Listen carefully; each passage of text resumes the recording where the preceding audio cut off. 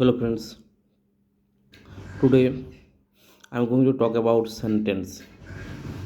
তো সেন্টেন্সকে আমরা কি বলছি বাংলাতে বাক্য।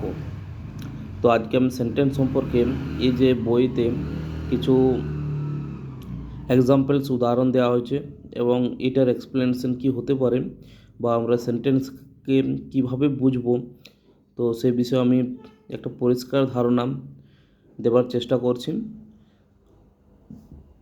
যেমন কতগুলো ওয়ার্ড বা শব্দ, ওয়ার্ডকে আমরা কী বলছি বাংলাতে শব্দ, পাশাপাশি বসে কোনো একটি প্রসঙ্গে একটি পরিষ্কার অর্থ প্রকাশ করলে তাকে সেন্টেন্স বা বাক্য বলে। আচ্ছা, ওয়ার্ড বা শব্দ ওকে যখন পাশাপাশি বসছে, যেমন যদি আমরা দেখি একটা উদাহরণ দিলে বোঝা যাবে, the bird is flying in the sky.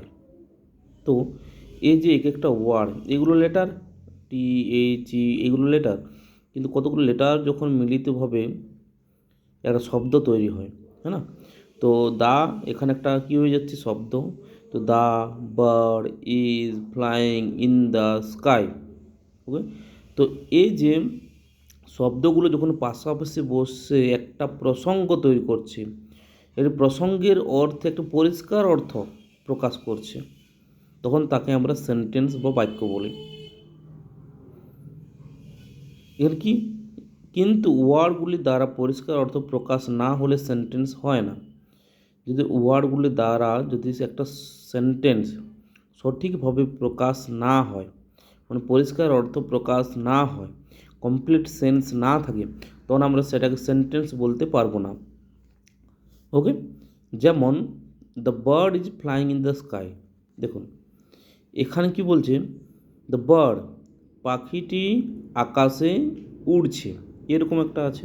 The bird present continuous টেন্সে আছে এটা।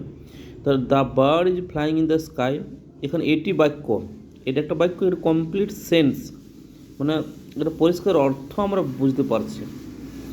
তারপর কিন্তু the cow is flying in the sky, যদি বলা হয় গরুটি আকাশে উড়ছে, তাহলে কিন্তু এটা বাক্য নয়, কারণ এটা কমপ্লিট সেন্স দিচ্ছে না।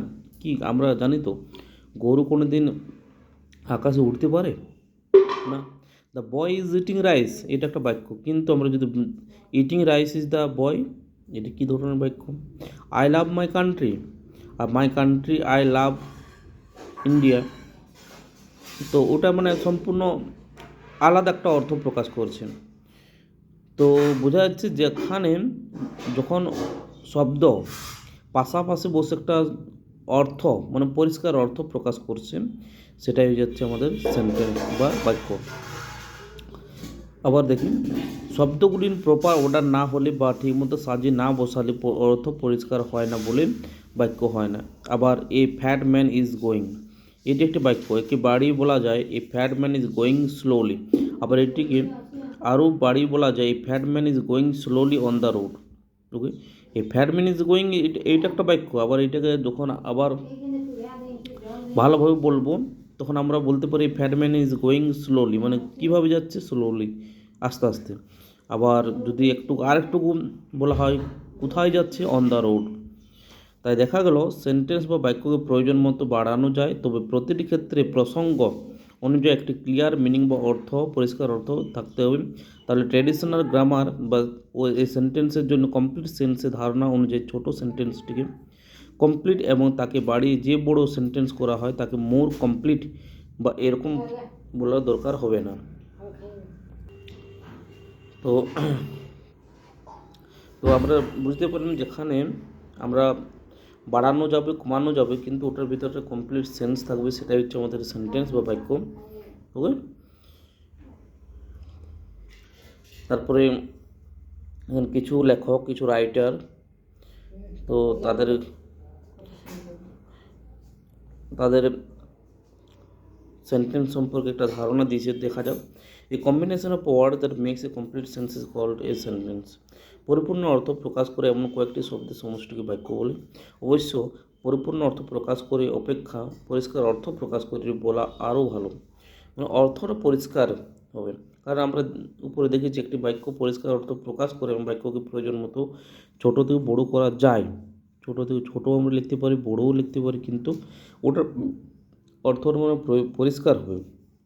আবার কখনো কখনো একটি শব্দ একটি বাক্য হয় না। Mister San, is it your pen? বহু শব্দের সমষ্টিতে বাক্য। Mister Roy, yes. এটা একটি শব্দ একটি বাক্য, এটা একটা কিন্তু শব্দ, কিন্তু এটা সেন্স আছে। যখন কেউ জিজ্ঞাসা করছে, তার পরবর্তী যে উত্তর দিচ্ছে সে, এটা একটা শব্দ, কিন্তু এটার কিন্তু সেন্স আছে, এটাও কিন্তু একটা আমরা বাক্য বলতে পারি। আবার সুতরাং সেন্টেন্স বা বাক্যের সঠিক সংজ্ঞা এইভাবে দেওয়া যায়। আবার কি বলছে, পিসি দাস কি বলছে, a word of or group of words having a clear meaning in a given context is called a sentence. যে শব্দ বা শব্দ সমষ্টি কোনো একটি প্রসঙ্গ পরিষ্কার অর্থ প্রকাশ করে তাকে সেন্টেন্স বা বাক্য বলে। তো এটাই ছিল আজকের ভিডিও। আশা করি আপনারা অনেকটা ক্লিয়ার হয়েছেন। নেক্সট ভিডিও সেন্টেন্সের কিছু উদাহরণ বা কাইন্ডস অফ সেন্টেন্স সম্পর্কে আলোচনা করব। আবার নতুন হয়ে থাকলে চ্যানেলটি সাবস্ক্রাইব করে দেবেন। Thank you very much.